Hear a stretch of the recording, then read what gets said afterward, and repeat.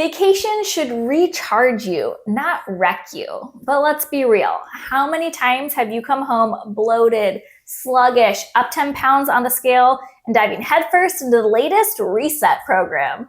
Well, today we're breaking down how to actually enjoy your trip and come home without derailing your progress. From Airbnb breakfast hacks to what we're calling cultural cardio, we're sharing real strategies to vacation with ease. And stay tuned for what we will never do again in another country. Hi, my name is Heidi, and I am the host of Kava and Kettlebells. I'm a personal trainer for going on 6 years now, and I'm also a homeschooling mom to two. Hey, what's up, everyone? I am Charles, and I am also the host, or I guess like co-host. We're co-hosts right here. Yeah, I just don't like co-hosts. Yeah, I like hosts. We're the hosts. We're the hosts. We're both the hosts. Both the hosts. Been into fitness most of my life. Health, wellness, and then obviously the past, years been really into Kava botanicals, and that's been, become a passion of ours. All right. So we appreciate everyone's patience. If you have been tuning in for a while, we took a little break in September. We had lots of vacations, but we are back, and we just got back from Costa Rica as well. So that was really exciting. This was actually a trip that we had planned in 2020. Then, of course, the pandemic happened, and it's taken us 5 years to reschedule it. But we did it. We did the thing, and it was awesome. I'm so glad we went and finally got down there. Yeah. And we've been on, trips and stuff between 2020 and now. But as far as this Costa Rica trip, we had planned this.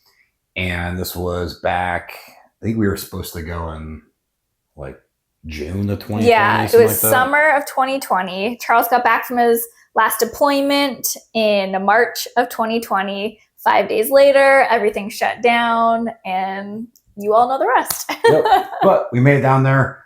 Awesome time. We went to the Guanacaste region and got an Airbnb down there. And honestly, we went down there with zero plans, nothing planned besides the Airbnb in a rental car. And it was awesome. We just kind of made up as we went. Yeah, and I'm really glad we did it that way. Our original trip, we were in more of an all-inclusive resort with all the activities. And I think that would have been fun, and we want to go back with our girls. Maybe we would do that, but I don't know. I really enjoy having no plans and just being able to, it was also off season, so there weren't as many tourists, and just being able to walk and talk with the local people, the activities that we did do, there was nobody else doing them. And so it was amazing to have that just more one-on-one time with the hosts and just learn their culture, just talk and get recommendations. And I thought it was great. Yeah, it was awesome. So if you haven't been to Costa Rica, highly recommend going. If you have been, I'm probably sure that you want to go back. But today we're talking about, all things fitness related, health related when you go and travel. So this is both for vacations, and we'll also talk a little bit about if you're someone who travels a lot for work, this will apply to you as well. Yeah. So I think that for us, the biggest recommendation we have is booking some sort of Airbnb somewhere where you have a full kitchen. And I know that can be hard when it's a work trip because you just have to take the accommodations that they give you, and sometimes that's a hotel. But if possible, if you're able to book some sort of Airbnb or something with a full kitchen, I think that makes a world of difference. Yeah, and the big reason for this is because, most, and I'm going to generalize here, I understand that there's hotels that have little kitchenettes and even stovetops and stuff. But in general, most hotels, the max they'll have is a small fridge, maybe a microwave, and then your standard, Keurig, with the one, there's little trays that you put in, So with an Airbnb, what that does, that gives you access to obviously a kitchen in most cases, right? So if you're renting out an apartment, condo, or a home, you're going to have access to a much bigger kitchen than you would even at, hotels that do have a kitchenette. Additionally, you're going to have a larger fridge space. So for, our scenario, when we went down to Costa Rica, even something we bought, a pallet of eggs. Yes, a pallet. We eat a lot of eggs. And the pallet that we got would not have fit into a mini fridge in the hotel. Yeah, and just the fridge space alone, like Charles said, is huge, and not relying completely on eating out. Of course, you can eat out. You know, you're in a new area. You want to eat out. You want to enjoy that special food, but you don't want to rely on every single meal. And I think that brings us to our next point of breakfast. Breakfast is, you know, it's okay when you are on a trip. You don't need to be so regimented. Like, you can go longer than 3 to 4 hours without, you know, eating a meal. But it is super important, especially if you know you're going to have a busy day, to eat a really substantial, healthy, protein-heavy breakfast. Absolutely. And I guess we'll sway this more towards like being on vacation, and then we can add a little bit and stuff like there, you know, if you're on business. But when you're on vacation, right, kind of like what Heidi was saying, a lot of times, you know, when you're at home, especially if you're in the fitness lifestyle, you might be very regimented. You know, I know with us, we eat every 3 hours. It's not because I don't think my muscles are going to fall off, but it's more because the amount of calories I need in the day, it's just easier for me to break them up in smaller meals as opposed to 3 massive meals. But when you go on vacation, right, that's kind of like your time to decompress a little bit, to kind of step back. And I promise you, 4 days, maybe even, you know, 5 days, even a week of not being that regimented with your meals and even being under calories or over calories, it's not going to cause a massive change in your physique or performance. So don't be so concerned with, you know, making sure that like, oh, you know, 6 a.m. meal one, 9 a.m. meal two, and 3 p.m. so on, right? Enjoy the experience. Go out there, get the local food. But what Heidi's saying is, you know, off the bat, you know, to set your day off, that breakfast is going to be crucial. High protein breakfast.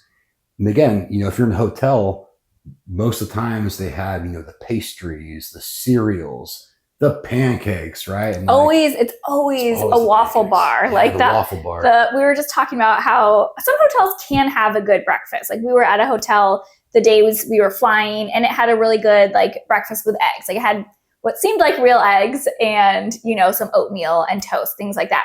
There's always a waffle station. Mm-hmm. There's always those, you know, yogurts that are not good, full of sugar, the muffins, the cereals. And that's when you look at people, that's what they go to. And when you're on vacation, you don't want to do that. You shouldn't do that any day. We can go into a whole rant about that, but it is so important to start your day off, especially for your blood glucose levels, to start with protein first. If you start with carbs first and a heavy sugary carb breakfast, you're just going to crash. And so especially if you have an active day ahead of you, you want to eat plenty of protein and fiber so that your body is satiated, you have the energy, you feel good, and you can withstand going a longer stretch without having to eat and refuel again. Yes, definitely, you know, high recommend vacation, business, whatever it is, traveling.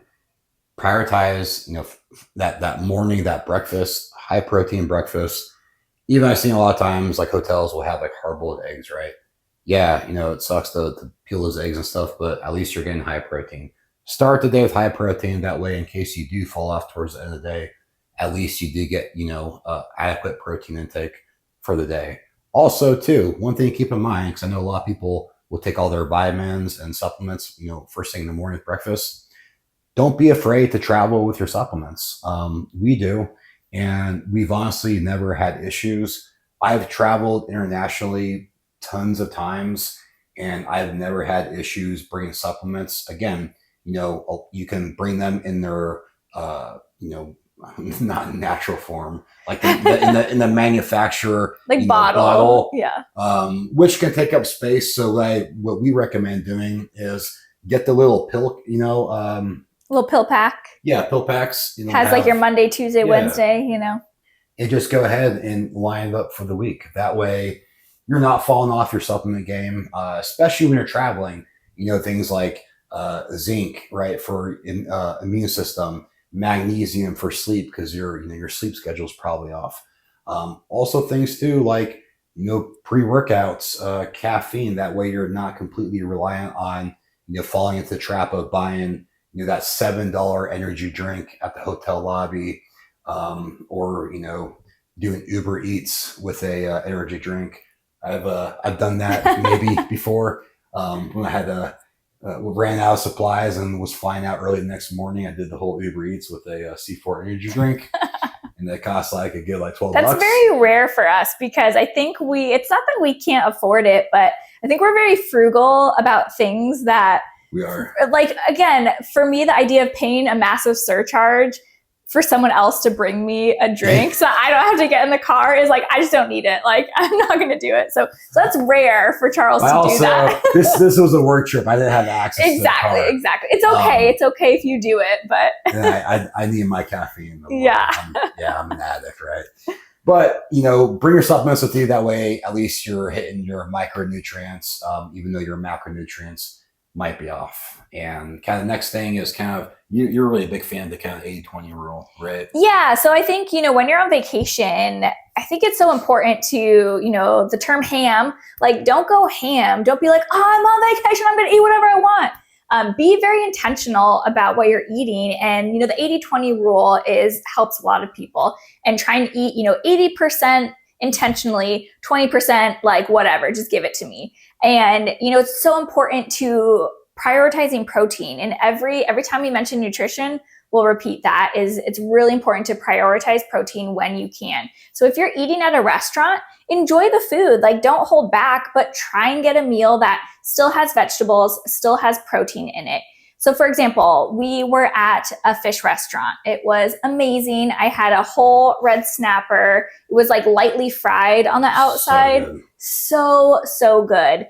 And I had like all the plantains. So we were in Costa Rica. Plantains are amazing. And I would not hold back on the plantains. I'd have the fried plantains. I'd have the sweet plantains. I've had the double fried like plantain pancakes, all the plantains. I wouldn't feel bad about it, but I would make sure that I had a good meal that had a lot of protein so that I can enjoy those and I don't need to feel bad about it. And my body will feel good. And I got the fuel that I needed. Yeah, and that's something that I'm always conscious of too. Like even while I'm out on vacation, right? I always look for meals that, all right, at least have a substantial amount of protein. Okay, so and you can substitute too. Like I love pasta, right? I like a lot of pasta dishes, and sometimes pasta dishes won't have protein in there. But a lot of times on the menu, you can order a side of, let's say, like a chicken breast, or most restaurants. We'll have like a hamburger on the menu. You can always ask, be like, can I just have a hamburger patty on the side?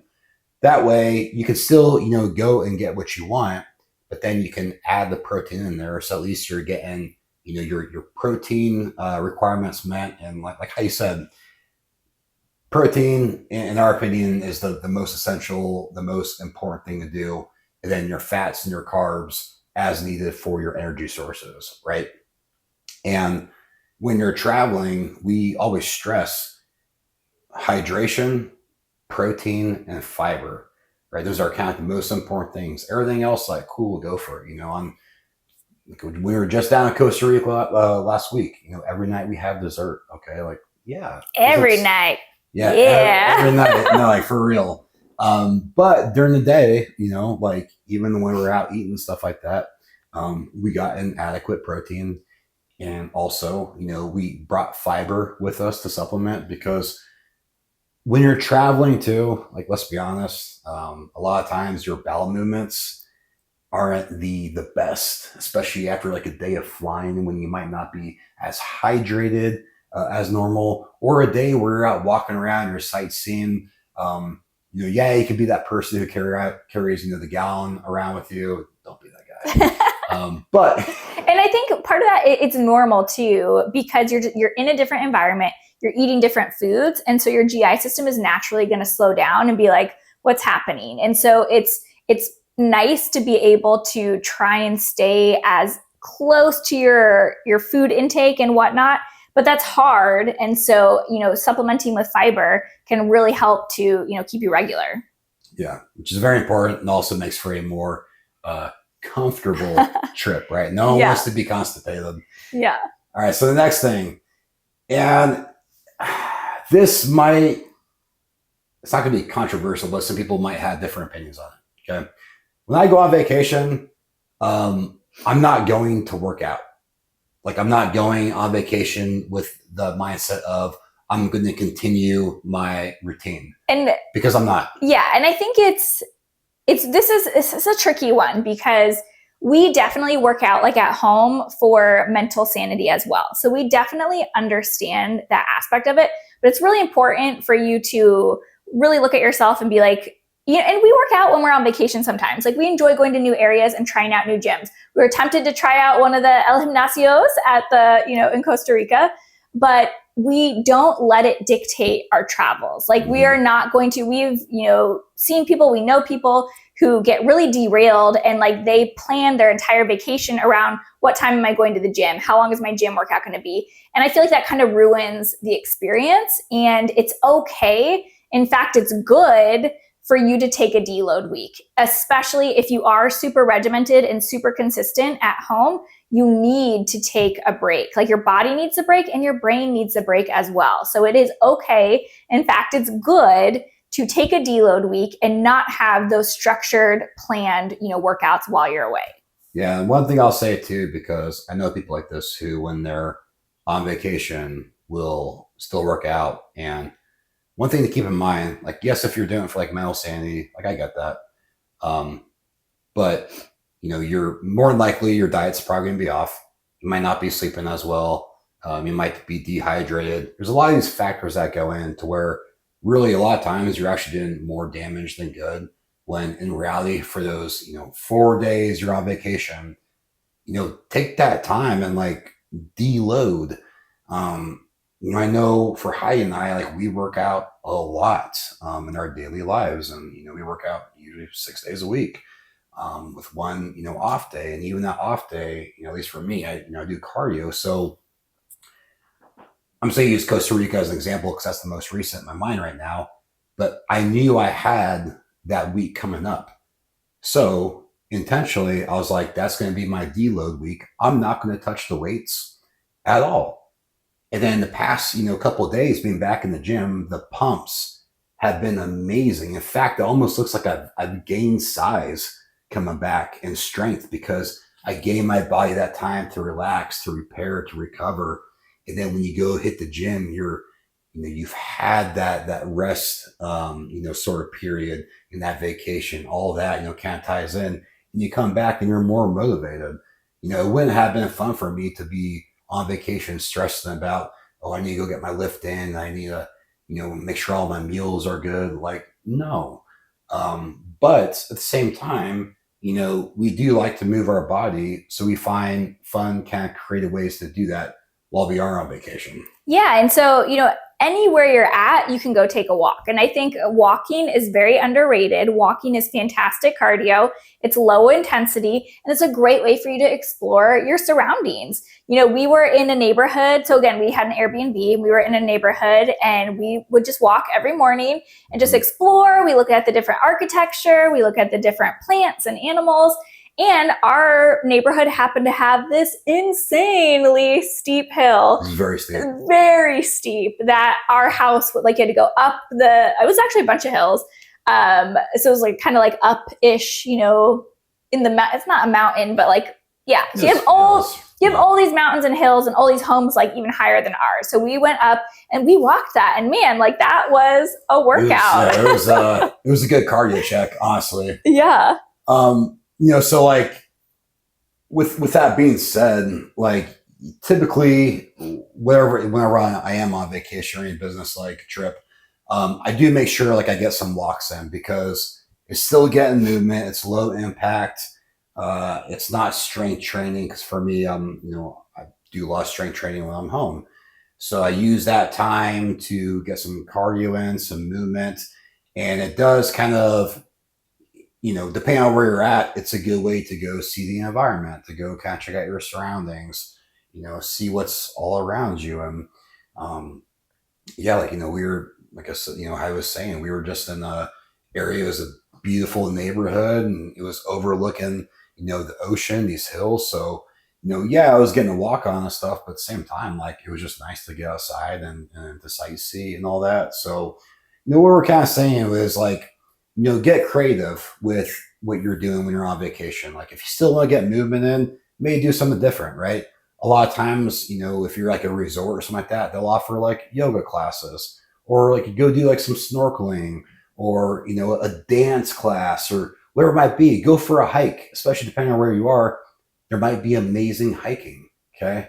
But, don't be so concerned about missing a couple of days from the gym. I promise you, you're not going to lose your muscle. You're not going to lose your progress. In fact, when you get back, you're probably going to perform better, and a lot of times look better. That inflammation is going to go down from not, strength training every day.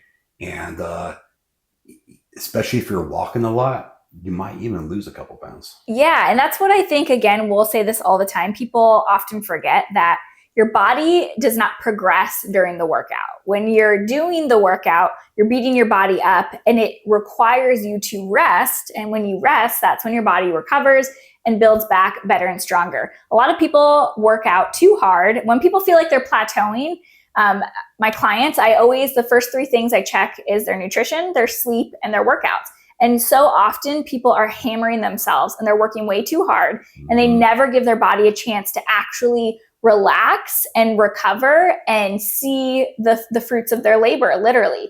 And so, especially if you're on vacation, just let your body relax. And like Charles was saying, your sleep's not going to likely be optimal. Your nutrition probably won't be optimal. So just within the day of doing that workout, you probably won't be recovering, and you're likely more to injure yourself, hurt yourself, and you're just beating yourself up without giving your body the time to repair, and you're just hurting yourself, and it's just going to further push you into that plateau. So really look at it as a way to help your progress, because it really is. And just finding, fun activities, like Charles said. We went horseback riding, and I had never been on a horse before, and it was really exciting. It was super awesome. Yeah, you've ridden this horse before. Oh boy. Set myself up for that one. Yes, besides that, and it was awesome though. Like, I thought it was so fun. I'm trying to digress from the joke. This just reminds me. Okay, I'm pretty sure it was like Abercrombie, but back in the day, I remember like in high school, there was this dude who always wore Abercrombie, and he had this shirt. And looking back, like it now, I'm like, don't ride a horse, ride a cowboy. No, it was like half man, half horse, insinuating that like he had like a horse dick or something like that. Oh my god! And I looking back, I'm like, how the fuck do you wear that like in like school? Like did no one like knows? Because like remember like Abercrombie, like they had like a lot of like Charles used to work at Abercrombie, so okay. I only worked at Abercrombie because my neighbor at the time, she worked at Abercrombie. So she could drive you. And I was 15. It was the only job I could get. So no one's hating. No one's judging you. I feel like you're judging yourself, but no one's judging you. I do judge myself a little bit for working at Abercrombie because like, it's just not my style. I know. It paid money. Yeah. I was 15 and a half. So anyways, we digress, but back to half man, half horse. Half man, half horse. So yeah, doing, finding like activities to do. And we went horseback riding. It was my first time horseback riding.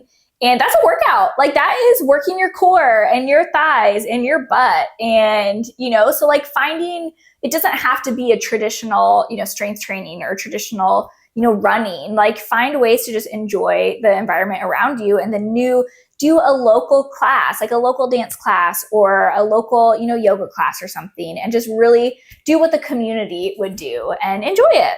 Yeah. Or, a lot of places do have like bikes to rent. Oh yeah. It's a great idea. Yeah. Also a note too, like if you're watching this podcast, you're probably into non-alcohol alternatives like, kava, kratom, all that. Our podcast kind of caters to the sober community. But if you are on vacation and you're drinking, like just don't even bother working out. Like you're going to be so dehydrated. You're going to be so off your game, and it's just not conducive. And I could go on the whole like rant about that, about, how even a couple of drinks will impair your ability to recover and build muscle, over the course of a day. So just if you are going to drink, just leave it alone for the time being. And that's okay. Like if that is what is going to bless you and you're going to enjoy that on your vacation, enjoy it. Yeah, like have don't fun with it. Yeah, have fun. Have fun with the people you're around. Make memories, and yeah, just don't stress out about that. All right, going to off the alcohol, that brings us to another point is stay hydrated. Especially like if you are going to drink alcohol and you know you're going to drink alcohol, you need to, or kava or kratom, like anything, you need to intentionally be staying extra hydrated. If you're walking around outside, if you're hiking, you're in the elements, you need to stay hydrated. Bring electrolytes with you, make sure you're taking those, and drink water, and drink bottled water. So, well, I was going to say too, no matter where we go, we do a lot of like vacations where like we'll drive somewhere and we'll spend like a staycation. Yeah, like we'll spend a couple of days in the Airbnb. But even last week in Costa Rica, one of the first things we did when we got in after Airbnb was we found a local supermarket. We went and we stocked up on. We got like 4 gallons for the week. It's just that way we can have that purified, good water to go. Especially in hotels. Hotels, there's no water down the lobby, but then up in the room, I mean, you got the tap water, which is not ideal. So find a way to get yourself some gallons. That way you can, fill up your water bottle. You can have good water to drink. And then, if you're in a different country, I should have known better in Costa Rica just because I've been around internationally a bit. But yeah, make sure you're drinking bottled water. We went to a very, very, very local restaurant. It was delicious, like amazing. Delicious food, so good. And it was highly recommended by a lot of the local people. And we weren't even thinking until halfway through eating to, we were brought a pitcher of water and we were just downing it, and it wasn't bottled. And we definitely regret that. Yeah, Heidi ended up shitting all over the rental cars. It was so embarrassing. No. I lost my $500 deposit in the car. Fuck up. And it was no, I did not, but honestly it was close. And like I'm like, get back, because it was a mix of that, plus we were in Costa Rica, which is really known for its coffee, so we were drinking, a lot of coffee, delicious coffee. And again, it's not that it's bad water. We're not anti-tap water, but it's just different. You have different local bacteria. Same reason why, the running, joke, don't drink Mexico's water. Well, it's really any country, any new place has different bacteria that most other people, they're used to it. So it's fine for their stomach. But when you're coming into this new area, your microbiome in your body is different and it can't digest it the same. Yeah, even when I spent a couple months in England and I started drinking the tap over there. And even it took me a couple of days to get used to it. It was definitely giving me the bubble guts. And I know for a fact it was the water, but eventually, I get used to it. Again, it's different than, if you're based in the United States, you go out of the country, the water's gonna be different. So, find a, purified source, water bottle, stock up on them. That way you're hydrated. Hydration is so important. So right? important. So important how you feel, how you look, your skin, all that kind of stuff, your bowel movements, everything to keep you feeling good when you're out in a new place. Stay hydrated. And that's not to say you can't have fun drinks, you can't drink alcohol, but if you want a fun drink, you want to enjoy a cultural drink or some alcohol, then be extra intentional about drinking water the rest of the day. Don't be drinking juices and other beverages all day. Like really, really, really stress and remind yourself, bring a refillable water bottle and get those gallons. Yeah. All right. So our last point is, I think, really important, and it's all about the mindset that you go into vacation with. Don't go into vacation, and really just anytime you constantly hear people saying, oh, I'm going to start on Monday. Well, I'm going to go ham on my vacation and then we'll reset and we'll start fresh afterwards. Like, no, don't go into it with that mindset. Really go into it with a mindset of, how do I want to feel on this time away? And how do I want to feel when I get back? And really understand that what you're eating, what you're putting into your body, and the activities and the choices you're making, that is absolutely going to affect how you feel on that trip and how you feel when you get back. Yeah, I think probably one of the best examples of that is we did our honeymoon in Jamaica, and we were down there for a while, like a full week. Yeah. And this was, And back when we still drank alcohol. yeah, and we weren't like, super like we had good diets, but we didn't have the knowledge that we did now. But I remember towards the end of that trip, I just like did not feel good because every day it was just eat. It was like a free for all. We were at an all inclusive resort, right? So it was just eating to eat, things. It kind of reminds me of like, what I hear about cruises. We're not cruise people. I will never go on the cruise. We have our own. Heidi and I both have our own thing about cruises. And that was before we saw Poop Cruise. But after we saw Poop Cruise, that For was sure. like the...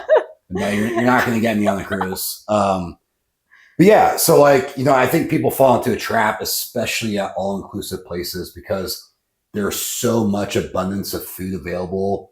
And, we fall into this trap too. Like if there's food, like sometimes, even if you're not hungry, you're just going to eat it. Or even if you are full, you just keep snacking and you keep on grabbing stuff. And, you end up just super bloated, tired, and you don't feel good. And you have a distended belly that carries over to the next day. So like, think about, okay, like how do I want to feel? I want to feel good. I want to feel energetic. I'm going out and doing activities.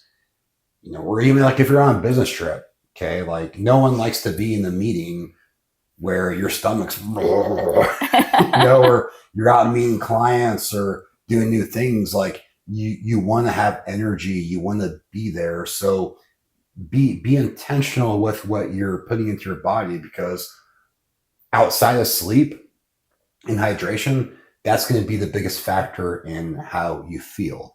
So again, we're not saying don't have some fun food, right? For sure, in moderation, or wait till like the end of the day, for dinner maybe, have kind of that cheat meal, right? Instead of slamming 20 pancakes first thing in the morning and the rest of your day shot.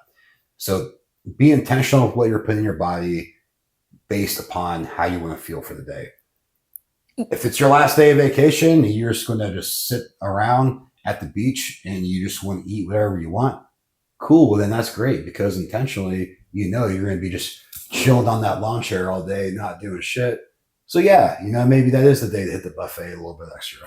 Yeah. And again, it's just being honest with yourself as well about, if I'm going to eat this and I'm going to drink this, how is my body going to feel? And understanding that what you ate and what you drank, that is what made you feel this way. Because how many times have you been out on vacation and then you all of a sudden feel so bloated and so tired and you want to go take a nap and you're just feeling grumpy, and you just attribute it to, oh, it's the sun, and oh, we're just in a different area, when it's like, no, you just downed like a ton of fried chicken and had a bunch of drinks, and that made you feel a certain way. So it does. That sounds so good right now. And so again, it's okay if you want to eat those things and enjoy that food, but really be honest with yourself about, how is that going to make me feel? And yeah, just make the choices that are going to make you feel good. And so often people will say, well, I want to enjoy my time. And they attribute that enjoyment to the time that they're eating that food. But really, when you think about it, for example, pizza. We love pizza for, I would say, a good decade.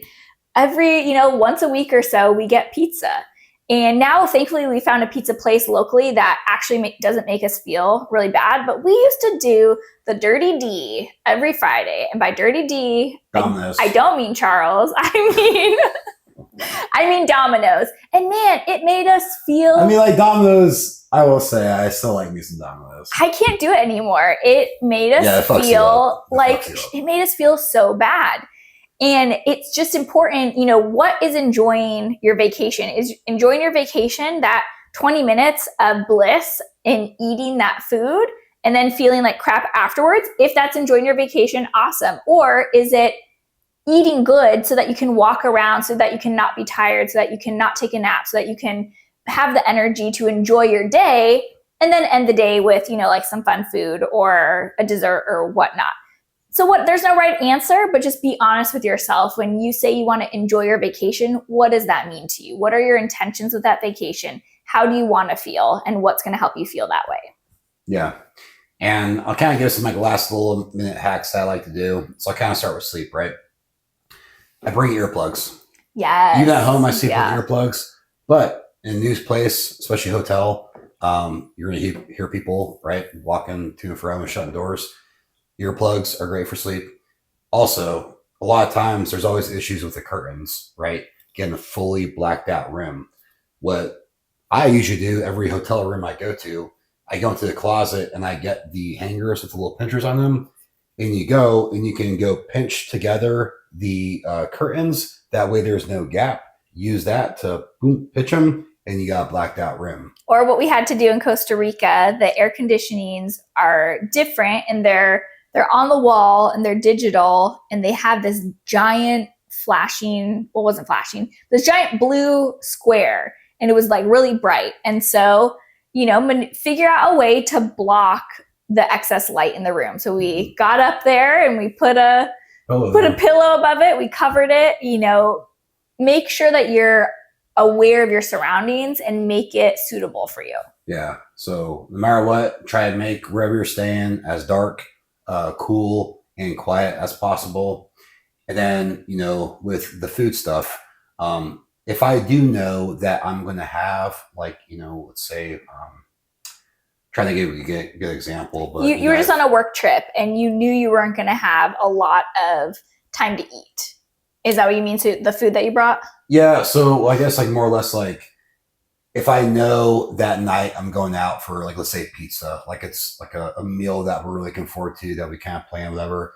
During the day, again, I'm not working out, so I'm not crazy concerned about my meal structure.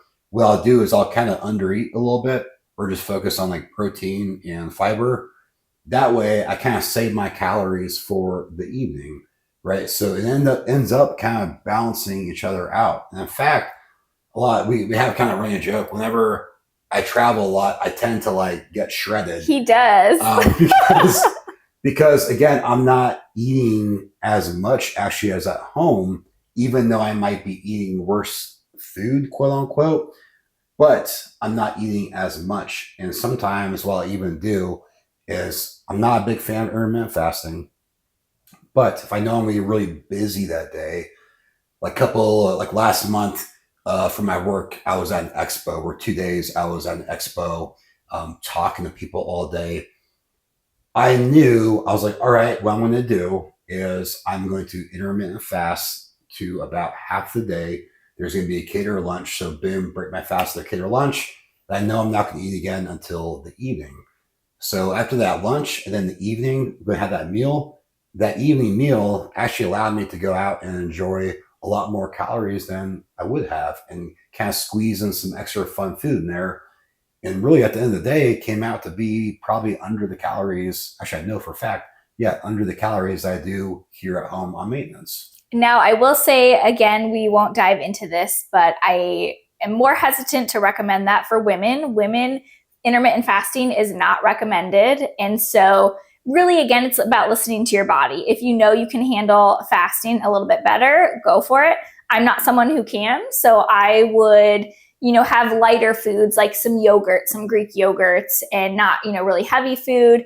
But I still needed something, or meat sticks. I would always have a meat stick, or an IQ bar, like a protein bar or something on hand to kind of snack on, because for me and my body, I need that kind of constant source of fuel. But if you're somebody who knows, your body can handle it, then go for intermittent fasting, or just provide, make sure you bring some good protein snacks. We found a new snack at Costco, which I'm obsessed with. It is dried smoked edamame seeds. And it's really great because it has protein and a lot of fiber in it. And so it's really nutrient dense, tastes delicious, and you can just snack on that if you need a quick little fix, before your next meal. Yeah. So there's a lot of little tips and tricks out there, but at the end of the day, we kind of want to appreciate you guys, vacation, right? When you go on vacation, have fun, right? Don't be so consumed about the exercising, the working out. Use that time for a deload week. Try some new things, right? Make it fun. Go for a hike. Go for a walk in a new place. Go take that random class that the resort is offering and see what it's all about, So, the point of a vacation is not just to go see a new place, right? But it's to recharge, to relax mentally, right? Which is a huge piece of being healthy. And then to kind of, recage and set that balance. A deload week, like I mentioned in the beginning, when you get back into the gym, like if you're a strength trainer, your pumps are going to be so much better. Your joints will feel better. You're going to have that motivation, kind of that fire under your ass again to go, kill it when you've been gone for a week. And I promise you, you're not going to lose muscle. You're not going to get fat over a week. All right, guys, thank you so much for tuning in. We would love for you to drop in the comments any tips that you have that we may have missed or expand on something. And also let us know some new vacation spots we should put on our list. Let's go. All right, thanks for tuning in. All right, we'll see you guys. Bye. Welcome to Kava and Kettlebells, where we talk about Kava, fitness, and life. Let's get Kava-fied.